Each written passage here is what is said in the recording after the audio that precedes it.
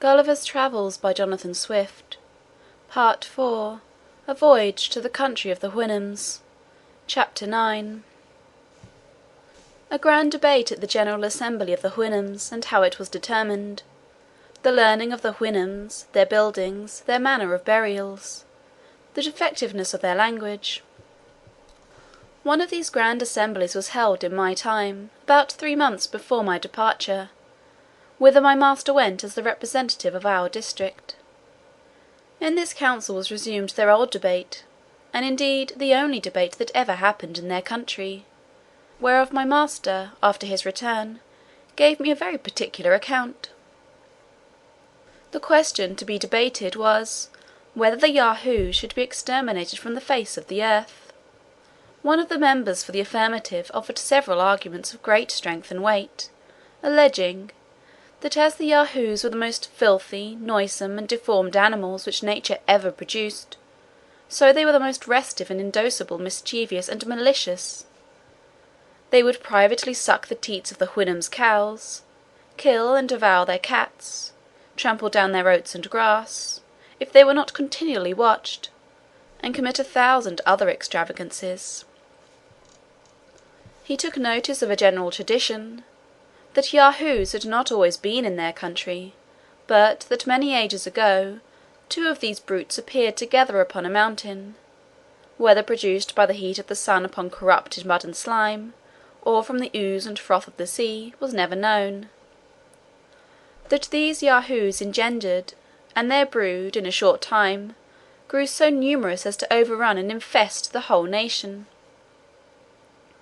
That the Houyhnhnms, to get rid of this evil, made a general hunting, and at last enclosed the whole herd, and destroying the elder, every Houyhnhnm kept 2 young ones in a kennel, and brought them to such a degree of tameness as an animal so savage by nature can be capable of acquiring, using them for draught and carriage.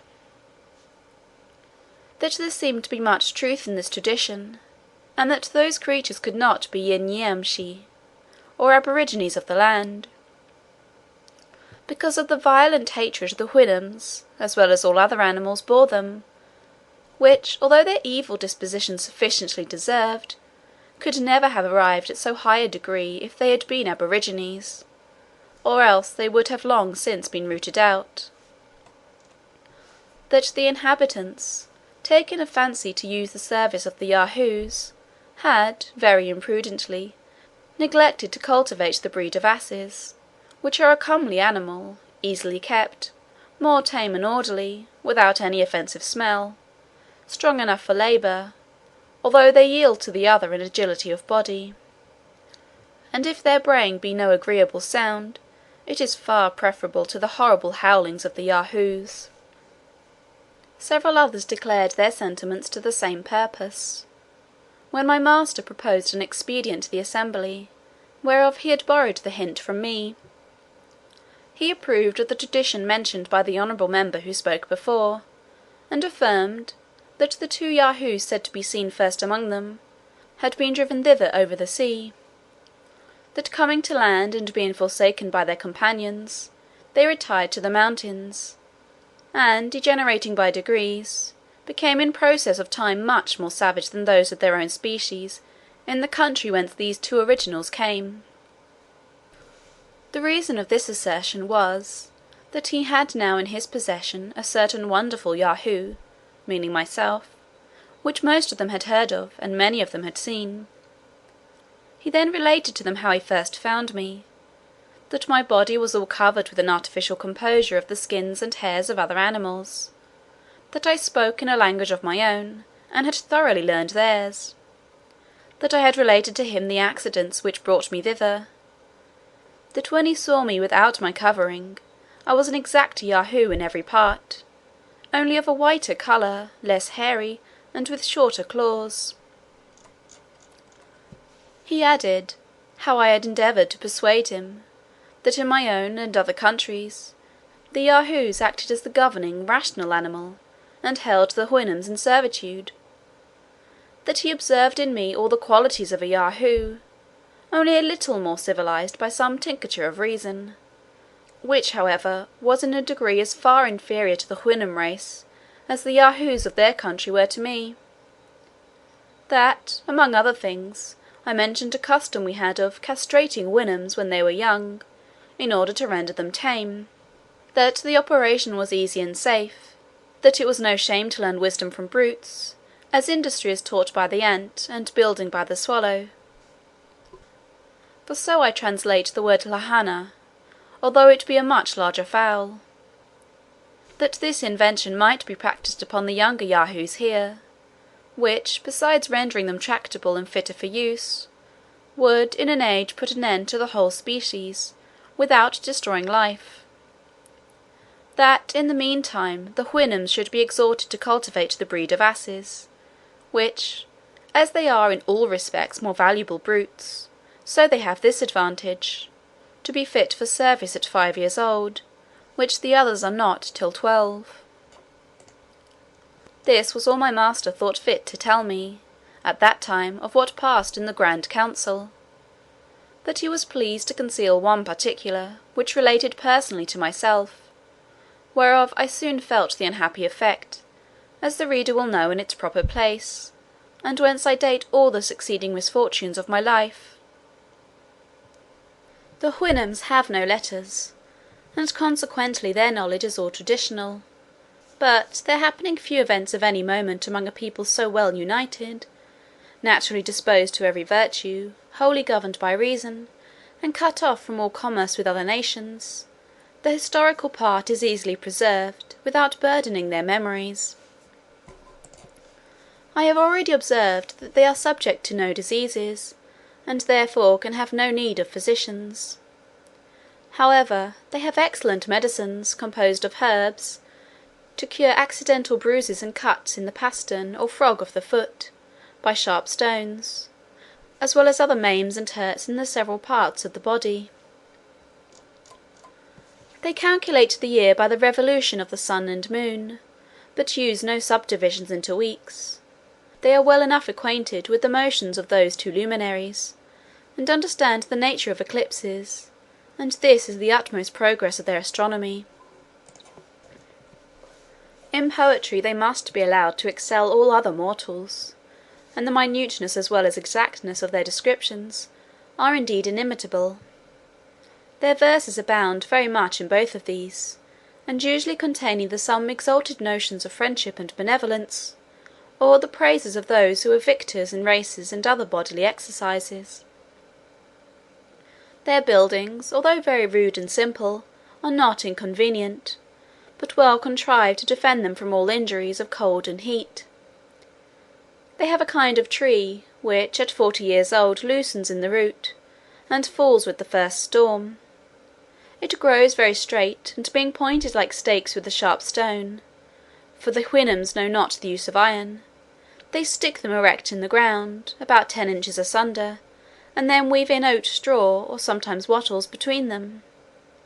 The roof is made after the same manner, and so are the doors. The Houyhnhnms use the hollow part, between the pastern and the hoof of their forefoot, as we do our hands, and this with greater dexterity than I could at first imagine. I have seen a white mare of our family thread a needle, which I lent her on purpose, with that joint. They milk their cows, reap their oats, and do all the work which requires hands, in the same manner. They have a kind of hard flints, which by grinding against other stones, they form into instruments, that serve instead of wedges, axes, and hammers. With tools made of these flints, they likewise cut their hay, and reap their oats, which they grow naturally in several fields. The Yahoos draw home the sheaves in carriages, and the servants tread them in certain covered huts to get out the grain, which is kept in stores. They make a rude kind of earthen and wooden vessels, and bake the former in the sun.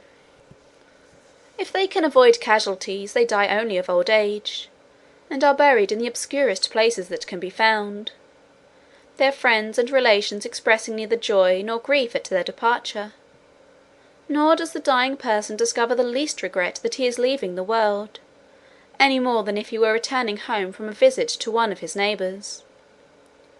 I remember my master having once made an appointment with a friend and his family to come to his house, upon some affair of importance. On the day fixed, the mistress and her 2 children came very late. She made 2 excuses.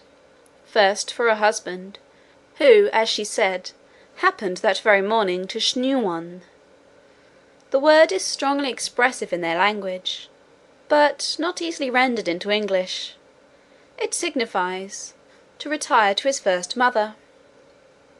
Her excuse for not coming sooner was, that her husband dying late in the morning, she was a good while consulting her servants about a convenient place where his body should be laid, and I observed she behaved herself at our house as cheerfully as the rest. She died about 3 months after. They live generally to 70 or 75 years, very seldom to 80. Some weeks before their death they feel a gradual decay, but without pain. During this time they are much visited by their friends, because they cannot go abroad with their usual ease and satisfaction.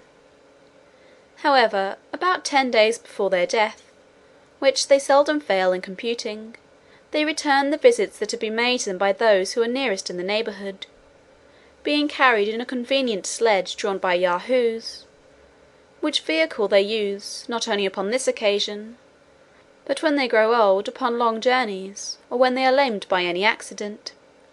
And therefore when the dying Houyhnhnms return those visits, they take a solemn leave of their friends, as if they were going to some remote part of the country, where they design to pass the rest of their lives.